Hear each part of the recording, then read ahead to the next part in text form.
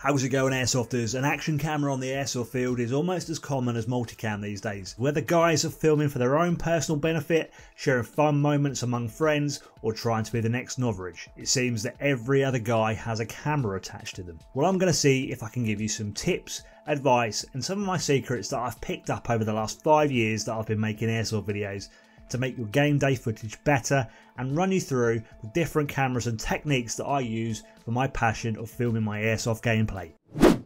First of all, let's talk computers. You will need a computer with a video editing program if you want to make interesting video gameplays. For a great entry into video editing, Windows machines have Windows Movie Maker and Apple machines have iMovie. These are both great ways to learn your way in editing. At the top end of the spectrum you have Adobe Premiere, which is available for Windows and Apple machines, and Final Cut Pro 10, which is available for Apple machines only. Be warned, video editing can use a lot of resources on your computer system. Older or low spec computers may well struggle with editing HD videos. Personally, at the moment I'm using an i7 MacBook Pro with Final Cut Pro 10. It makes editing my normal HD videos simple and headache free. Although now I'm starting to use more ultra high definition videos, in the way of 360 footage, it's starting to show its weaknesses. When most people, including myself, purchase their first camera, 9 times out of 10 it's a headcam. Personally, if I'd done it again and could only afford one camera to start with, it'd be a ready-made scope cam or building my own scope cam. I don't know about you, but I'd rather watch a 5-minute video of cool kill cam shots than I would a single camera, wide angle first person view of somebody shooting targets that the viewer can't even see. For a ready-made scope camera, Runcam make the scope cam light, which I haven't actually used myself yet, but I have its predecessor, the scope cam, which shares the same internals. The scope cam comes out of the box ready to pop in a memory card and start recording. You can always take the other option if you're feeling up to it and build your own. You have to source a camera and lens separately and install and focus the lens yourself. For lens choices, you will need a CCTV lens with an M12 thread. Choose a lens which will suit the range that you normally engage targets at.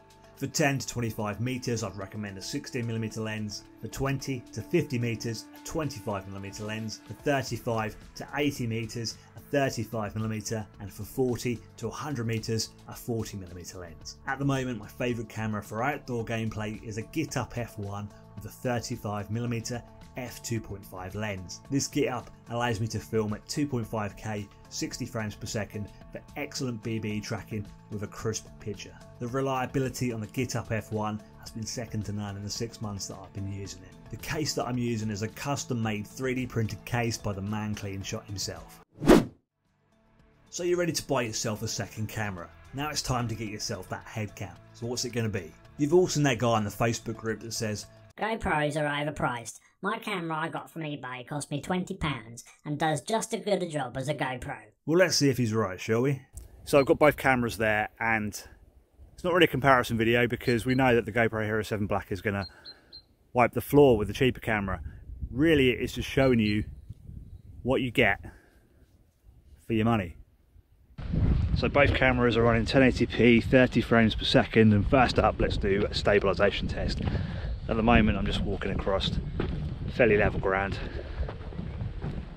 just at a normal walking speed. Let's pick the pace up and have a bit of a run.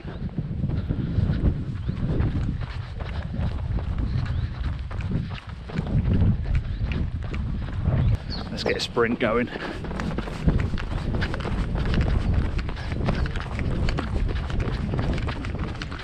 Okay, so this is the exposure test. See how quick the cameras are to react to different lighting areas. This is a darker wooded area and the sun is up there somewhere. You can see how quick the GoPro is to react, and you can see how beneficial this would be if you're playing in a wooded area or even a built up area. So we'll have a walk through the woods, and there's lots of details in here, different colours, brands, different shades of greens, and this is where the GoPro is really going to show its worth. So the other thing here is sound quality, and obviously the cheaper camera is in a seal case. But let's switch over the different audios from the two cameras. So this is the sound from the GoPro. It should sound okay. It might be a bit blustery because it's quite windy out here.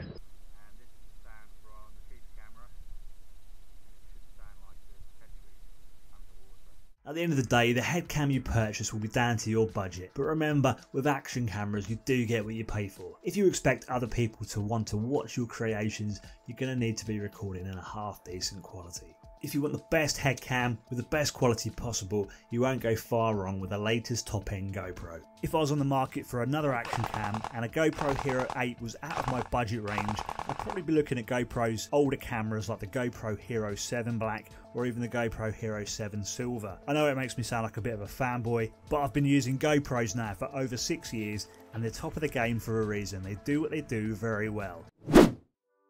Not everybody will want or need a selfie cam, but it will give you another angle to cut to and it will capture anything interesting that you do or that happens maybe behind you. Picking a selfie cam is going to be a personal choice and it will depend on the rifle that you're using it on. Like, do you want to rail mount it or clamp mount it? How low profile do you want it? Or maybe how are you going to supply power to it? It's definitely going to be a personal choice. For the last few months I've been using the GoPro Max 360 camera as a selfie cam. It's a fairly heavy duty camera that will take a few knocks and I use these sacrificial bubbles to protect the lenses. 360 footage is the next level. It covers every angle so no action is missed all around you. The only downside is you'll need a bloody supercomputer to deal with a day's worth of footage. My MacBook i7 with 16GB of RAM takes around 24 hours to process a day's worth of files ready for me to edit in Final Cut Pro. Now that's bloody crazy, but the end results are bloody fantastic, giving you the ability to track, pan, zoom in narrow or super wide angle shots. This will give your footage an extra edge. Is there anywhere else we can carry a camera? Some guys like Silo Entertainment and Bad Influence Airsoft run shoulder cams consisting of modified run cams and Mobius cameras on their shoulders, giving a third person style perspective. Others like myself and Kicking Mustang sometimes opt for an over the shoulder 360 camera. Gives a unique angle, which is one of my favourites. I achieved this angle with an Insta360 1X in a custom case and a back bar combo, but I don't really use it that often as I find it can restrict my movements, bang on walls and gets caught up in bushes and trees, but it does give an epic angle. First up, the GoPro 7 Black headcam. Let's talk resolutions and frames per second. Primarily I use 1440p at 30 frames per second. I find that this resolution gives me the best compromise between quality and reliability and allows me to film for a whole day with no issues of overheating and not having to change out my memory card for 10 hours of non-stop filming. If I'm only recording a short game, I'll use 4K 4:3 ratio, as GoPro don't recommend running 4K for any lengthy periods due to the possibility of overheating issues which will cease recording. You may well have seen my super slow motion videos. They are filmed in 1080p 240 frames per second. The lighting conditions have to be spot on to use this resolution and frames per second combo, so no woodland or indoor games I'm afraid.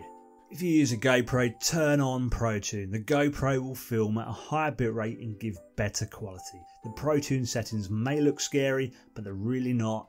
For scope cams, 60 frames per second or more I think is a must. It will give you better BB tracking. Turn on metering to centimetering. This will evaluate the light in the middle of the frame and its surroundings to adjust the exposure levels. Turn off any image stabilization features your scope cam has. For a start, it will crop the image unnecessarily, and because the scope cam is all over the place, pointing at the ground and then the sky, it's way too much for the inbuilt stabilization to handle anyway.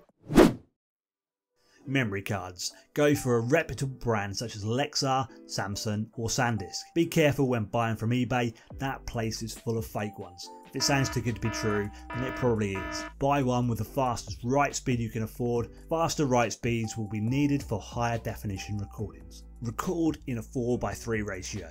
I always export to YouTube in a 16:9 ratio, but I primarily record in 1440p. Now this is 1920 by 1440 pixels and a 4:3 ratio, and here's why. With a 4:3 ratio exported to a 16:9 ratio, it allows me to pick whether I want to use the top, bottom or anywhere in between part of the frame. This allows for more versatility. We've all been there when you get home after a day's airsoft filming and check your footage only to see that it's been pointing at the ground or pointing up at the trees. Recording in a 4:3 ratio will give you way more leeway to correct your shot in editing, or maybe even something interesting happened above or below the frame that shooting in normal 1080p wouldn't have captured. Add music to your videos for effect. I get my music from epidemicsound.com. It is a subscription based service, but it's stacked full of tunes and sound effects for all situations, all of which are copyright free to use. If you're looking for free to use music, websites such as bensound.com and machinimasound.com offer a small amount of copyright free music. If you own a camera that uses a sealed waterproof case, the sound is going to be pretty poor and sound like you've been filming underwater. So get your drill out and put a hole in the case where the mic is on the camera. You won't be able to go scuba diving with the camera anymore, but you'll have a far superior sound quality on your Airsoft gameplay footage. An action camera's battery will last about 75 minutes at best, so power banks are our best friends to keep cameras rolling for the day. When it comes to choosing one, I want something compact but powerful. Here are some that I'm using at the moment. This is the Anker Astro E1. It's 6,700 milliamps per hour and extremely compact for its capacity.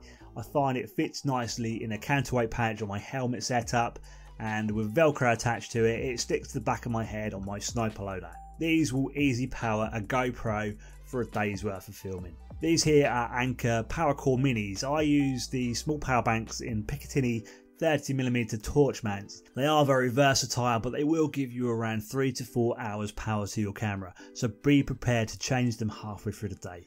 I've just started using these tiny little buggers. They boast 10,000 milliamps per hour capacity, dual USB outputs and power display.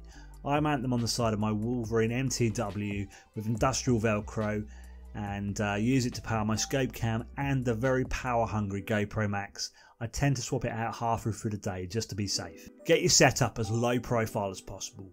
Run cables inside rails and disguise or install power banks into stocks if possible. Nothing looks more ugly than a USB cable flapping about over your rifle or a giant power bank duct taped to your gun. If your camera allows it, turn off any LEDs that may give your position away or show in frame. Use bolts instead of thumb screws. These avoid snagging and generally just look slicker. Sorry it's sped up. I could probably make a whole video on making scope overlays, so I briefly just wanted to show you what is possible.